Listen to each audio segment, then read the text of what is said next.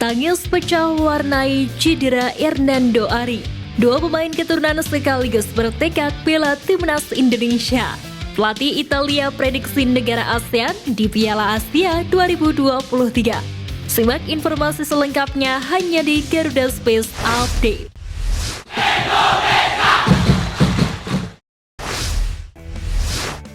Keikutsertaan timnas Indonesia di Piala Asia 2023 merupakan partisipasi skuad Garuda untuk kali kelima sejak 1996 silam.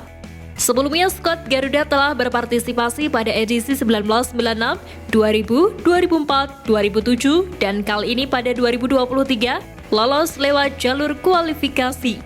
Namun pada edisi yang telah dijalani skuad Garuda gagal lolos fase grup. Bahkan pada 2011 dan 2015, timnas Indonesia tidak lolos di babak kualifikasi. Skuad Garuda kembali gagal mengikuti Piala Asia pada 2019 yang digelar di Uni Emirat Arab. Namun kali ini tidak berkompetisi akibat sanksi FIFA. Dilansir dari akun Instagram @timnas.indonesia, tercatat sepanjang sejarah babak kualifikasi, Indonesia menjadi tim Asia terproduktif kedua dengan berhasil mencetak 9 gol. Skuad Garuda hanya kalah dari timnas Palestina yang berhasil mencatatkan 10 gol. Dalam 4 tahun terakhir selama timnas Indonesia diarsiteki Sintayong, Witan Sulaiman tampil menjadi pemain tertajam. Pemain Persija yang sudah dipinjamkan ke Bayangkara Aussie ini sudah melesakkan 9 gol. Pemain 22 tahun ini mengalahkan Egy Maulana Fikri yang mengoleksi 8 gol. Witan menjalani debut sebagai pemain timnas Indonesia saat melawan Afghanistan pada 25 Mei 2021. Adapun gol pertamanya untuk timnas tercipta saat melawan Taiwan pada 11 Oktober 2021. Witan juga tercatat sebagai pemain kedua dengan jumlah main paling tinggi selama era kepelatihan Sintayong, setelah Pratama Arhan yang mencatatkan 36 pertandingan. Witan sudah melakoni 35 laga. Dengan usia yang masih sangat muda, pemain asal Palu tersebut punya peluang besar untuk memecahkan banyak rekor, utamanya rekor caps dan jumlah gol saat membela timnas Indonesia. Jelang Piala Asia 2023, striker lokal timnas Indonesia menjadi sorotan usai gagal menunjukkan ketajamannya. Hingga pekan ke-22 Liga 1 musim ini, belum ada striker Indonesia yang mengoleksi 10 gol lebih. Daftar pemain tersebut sementara Liga 1 masih dikuasai pemain asing yakni Gustavo Almeida dan David da Silva dengan 14 gol. Kemudian Junior Brandao dan Alex Martin dengan 12 gol, serta Flavio Silva dengan 11 gol. Satu-satunya pemain Indonesia yang bersaing dalam perburuan gelar top skor hanya Stefano Lillipali. Pemain Borneo FC ini sudah mengoleksi 9 gol. Barisan lini depan Indonesia lainnya yang lumayan subur adalah Ramadan Sananta dan Dedi Setiawan. Dedi melesakkan 4 gol dalam 5 laga terakhir. Ini berbeda dengan Ramadan Sananta yang mencetak 5 gol pada putaran pertama dan baru 1 gol di putaran kedua. Kiper Persebaya Surabaya Hernando Ari tak kuasa menahan tangis usai mengalami cedera saat laga lawan Persis Solo. Hernando Ari mengalami cedera pada menit ke-73. Ia harus mendapat perawatan dan bahkan sampai harus ditanduk keluar lapangan karena masalah di kakinya. Kiper timnas Indonesia tersebut tak kuasa menahan tangisnya hingga akhirnya ditarik keluar. Pasca pertandingan, pelatih Persebaya Ustaz Nawawi mengonfirmasi bila Hernando Ari mengalami cedera ankle. Ustaz Nawawi tidak menjelaskan lebih lanjut seberapa parah cedera yang dialami oleh Hernando Ari. Namun dalam video YouTube Scroll ID Sport saat para pemain Persibaya kembali ke bus, Hernando Ari terlihat berjalan tertatih. Kabar tersebut tentu menjadi berita buruk bagi timnas Indonesia yang sebentar lagi berlaga di Piala Asia 2023. Ajang 4 tahunan ini bakal diselenggarakan kurang dari sebulan lagi, yakni pada 12 Januari 2024. Sementara timnas Indonesia bakal menjalani pemusatan latihan di Turki mulai 20 Desember 2023. Dikutip dari unggahan Football Indonesia, timnas Indonesia kedatangan 2 pemain keturunan sekaligus, yakni Tommy Miller dan Jayden Sieger, yang ingin memperkuat skuad Garuda. Berusia 18 tahun, Jayden Sieger sedang memperkuat klub Belanda Vitesse U21. Kiper bertinggi 187 cm itu memiliki garis keturunan Indonesia dari ayahnya yang memiliki ibu atau nenek berasal dari Bali. Sejauh ini Jayden Sieger sudah tampil sebanyak 3 laga dan telah kemasukan 4 gol.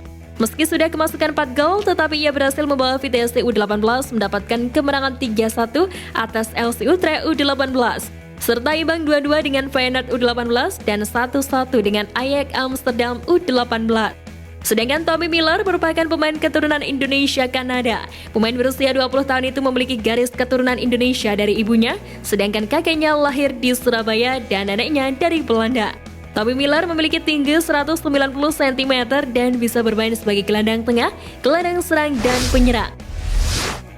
Pelatih timnas Arab Saudi, Roberto Mancini dikabarkan turut memberi prediksi soal kiprah tim di Piala Asia 2023. Ada satu tim dari Asia Tenggara yang diprediksi ex-pelatih timnas Italia itu bakal melangkah jauh dengan lolos ke 16 besar dan berjumpa Arab Saudi di Piala Asia 2023. Tetapi tim itu bukanlah timnas Indonesia. Perhatian Mancini justru teralihkan ke salah satu tim Asia Tenggara, yakni timnas Malaysia. Menurut laporan Makan Bola, Mancini memperkirakan pasukannya bakal berjumpa timnas Malaysia di babak 16 besar Piala Asia 2023. Hal ini seiring dengan batalnya laga uji coba mereka jelang turnamen tersebut. Kabarnya, Mancini sendiri yang menolak uji coba tersebut. Terlebih Arab Saudi kini sudah punya lawan uji coba dengan Lebanon, Palestina, dan Hong Kong. Jelang berduel di Piala Asia 2023, media Vietnam Soha VN turut membandingkan kualitas pemain timnas Indonesia dan Jepang yang kini berkarir di Inggris. Adapun punggawa Garuda yang dibahas adalah Justin Hubner, Elkan Bagot, dan Nathan John. Sementara di Jepang juga ada 3 nama yang jadi andalan pelatih Haji Memoriyasu, yakni Kaoru Mitoma, Wataru Endo, dan Tomiyasu.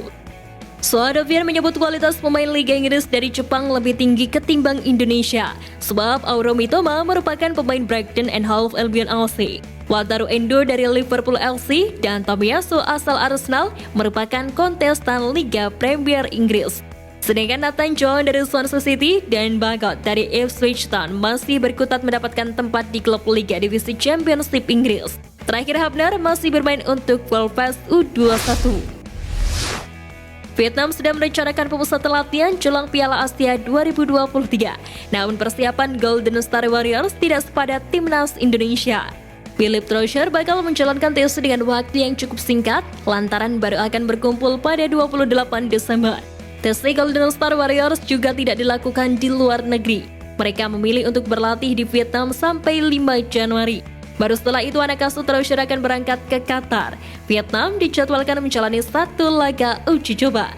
Menukil dari laporan The Toll 24/7, Golden Star Warriors akan menghadapi Kyrgyzstan di Qatar pada 9 Januari 2024. Adapun Kyrgyzstan menerima tawaran Vietnam karena mereka juga butuh membaca kekuatan tim dari Asia Tenggara. Sebab tim peringkat 98 akan berjumpa Thailand di fase grup. Dengan banyaknya jumlah pengikut di Instagram pribadinya, Rafael Struijk sering membagikan aktivitas sehari-harinya. Tidak hanya persoalan di lapangan hijau, aktivitas Rafael juga kerap diberikan komentar positif oleh netizen. Komentar-komentar positif ini yang kemudian membuat kedua orang tua Rafael, Brian Struijk dan Noralis Soeditor, merasa bangga. Rafael mengatakan kedua orang tuanya sering tersenyum ketika mendapati pesan positif itu. Rafael Struijk saat ini menjadi salah satu penyerang potensial milik timnas Indonesia. Di usianya yang masih muda, Rafael sudah mencatatkan 2 gol dari 7 laga bersama skuad Garuda di semua kelompok usia. Sekian Flash News kali ini Sobat Garuda. Mari terus dukung perjuangan timnas Indonesia.